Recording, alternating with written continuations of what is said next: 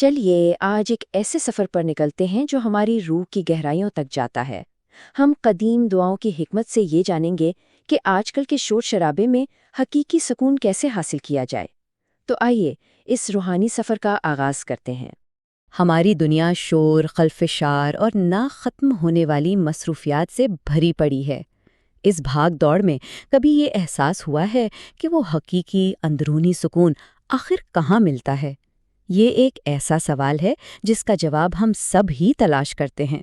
آج ہم اس جواب کو قدیم حکمت کے خزانوں میں ڈھونڈنے کی کوشش کریں گے۔ ہمارا یہ سفر انسان کی سب سے بڑی جنگ سے شروع ہوتا ہے، اور یہ وہ جنگ ہے جو کسی میدان میں نہیں بلکہ ہمارے اپنے ہی اندر لڑی جاتی ہے۔ جی ہاں، یہ نفس یعنی ہماری ذات کے اندر کی کشمکش ہے۔ تو یہ نفس آخر ہے کیا؟ یہ عربی زبان کا لفظ ہے جس کا مطلب ہے ہماری ذات، روح یا انا۔ سمجھ لیجئے کہ یہ ہماری خواہشات، ہمارے جذبات اور ہماری اندرونی حالت کا مرکز ہے۔ یہی وہ جگہ ہے جہاں خیر اور شر کے درمیان اصل مارکا ہوتا ہے۔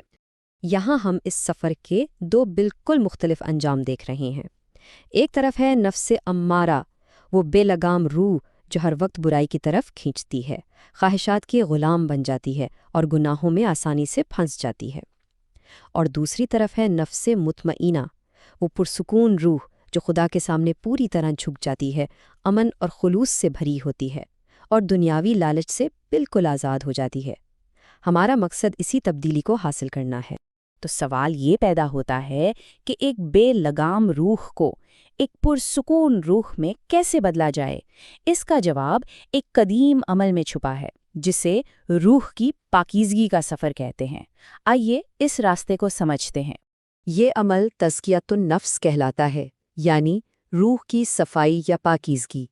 یہ ایک اندرونی عمل ہے جس میں روح کو قابل مذمت عادتوں سے پاک کیا جاتا ہے اور اسے اچھے اعلیٰ اخلاق سے سجایا جاتا ہے۔ تزکیہ کا مطلب صرف منفی عادتوں کو ختم کرنا ہی نہیں ہے، یہ اپنے اندر نیکی کے بیج بونے اور اسے پروان چڑھانے کا بھی عمل ہے، بالکل ایک ماہر باغبان کی طرح جو بڑی محبت سے اپنے باغ کو سنوارتا ہے۔ تزکیہ کا یہ سارا عمل 3 اہم ستونوں پر کھڑا ہے۔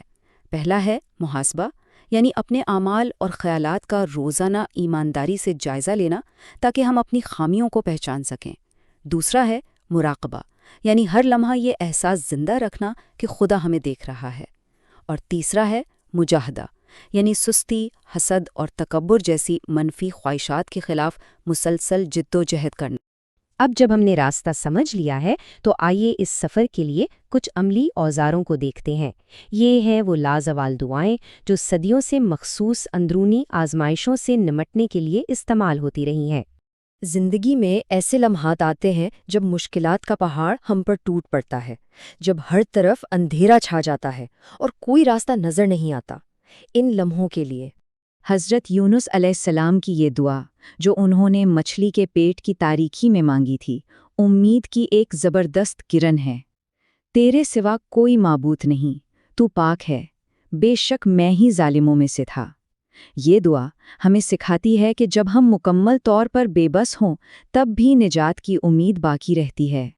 اور ان لمحوں کا کیا جب ہم خود اپنی غلطیوں کا شکار ہو جاتے ہیں، جب ہم اپنے ہی فیصلوں سے خود کو نقصان پہنچاتے ہیں اور معافی کے طلبگار ہوتے ہیں۔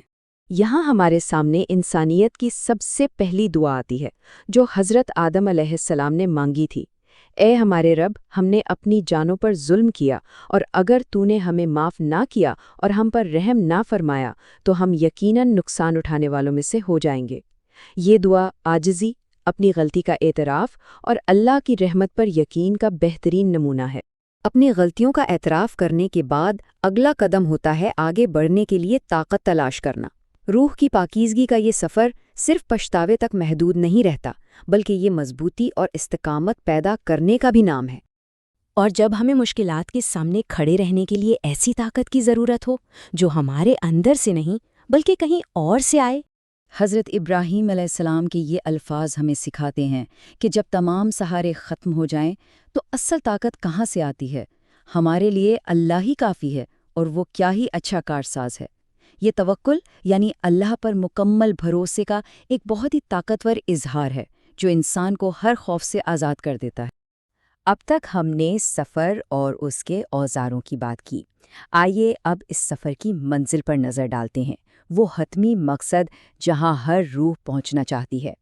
ہمارا آخری مقصد نفس مطمئنہ تک پہنچنا ہے، ایک ایسی روح جو مکمل سکون میں ہو، اطمینان، یقین اور خدا کے قرب سے سرشار ہو۔ یہ وہ مقام ہے جہاں دنیا کی بے چینی ختم ہو جاتی ہے اور دل کو حقیقی قرار ملتا ہے۔ یہی پرسکون روح اصل روحانی کامیابی ہے۔ یہ وہ اندرونی دولت ہے جس کا مقابلہ دنیا کی کوئی بھی مادی کامیابی نہیں کر سکتی۔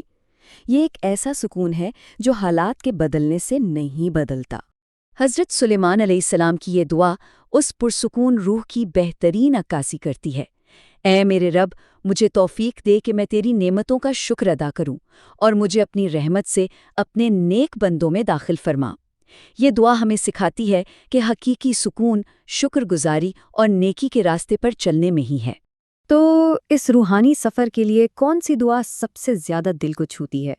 یہ ایک ایسا سوال ہے جو ہمیں غور و فکر کی دعوت دیتا ہے اور اس سفر کو اپنی زندگی کا حصہ بنانے کی ترغیب دیتا ہے۔